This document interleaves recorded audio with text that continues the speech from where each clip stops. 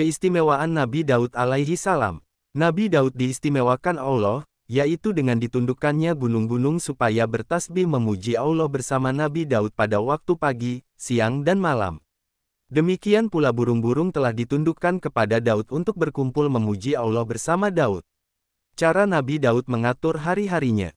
Nabi Daud membagi hari-harinya menjadi 4 bagian, sehari untuk beribadah, sehari menjadi hakim, sehari untuk memberikan pengajaran dan sehari lagi untuk kepentingan pribadi. Puasa Nabi Daud. Nabi Daud suka berpuasa, beliau puasa sehari dan berbuka sehari. Jadi sehari puasa sehari tidak. Peringatan Allah kepada Nabi Daud. Para nabi adalah manusia yang menjadi contoh teladan, jika ia bermasalah maka Allah segera memperingatkannya. Demikian pula halnya dengan Nabi Daud, ia mempunyai istri 99 orang. Memang pada masa itu tidak ada keinginan bagi seorang lelaki untuk memiliki beberapa orang istri, khususnya bagi seorang raja. Nabi Daud ingin menggenapkan jumlah istrinya menjadi 100 orang. Pada suatu hari datanglah 2 orang lelaki mengadu kepada Nabi Daud, saudara ini mempunyai kambing 99 ekor. Sedang aku hanya memiliki seekor, tetapi ia mendesak dan mendesakku agar kambingku yang hanya seekor itu kuserahkan kepadanya supaya kambingnya genap 100 ekor, ia membawa berbagai alasan yang tak bisa kubantah karena aku tak pandai sedikit pun. Benarkah ucapan saudaramu itu? Tanya Nabi Daud kepada pria lainnya. Benar, jawab pria itu. Jika demikian, kata Daud dengan marah, maka saudaramu telah berbuat zalim. Aku tidak akan membiarkanmu meneruskan perbuatanmu yang semena-mena itu atau kamu akan mendapat pukulan-pukulan pada wajah dan hidungmu. Hai Daud, kata lelaki itu, sebenarnya kamulah yang pantas mendapat hukuman yang kau ancamkan padaku itu.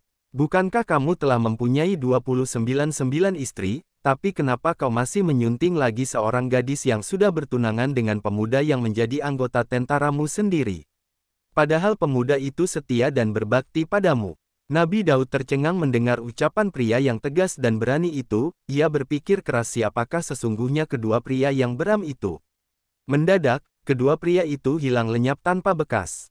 Tahulah Nabi Daud bahwa ia telah diperingatkan Allah melalui malaikatnya, ia segera bertaubat dan memohon ampun kepada Allah.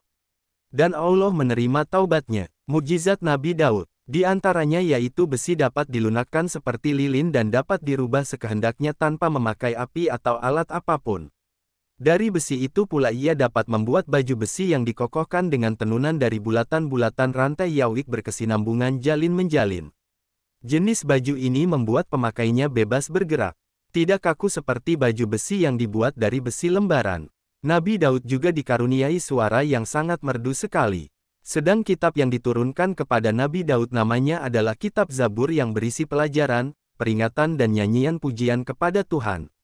Asal-usul Baitul Maqdis. Pada suatu hari berjangkitlah penyakit kolera di wilayah kerajaan yang dikuasai Daud.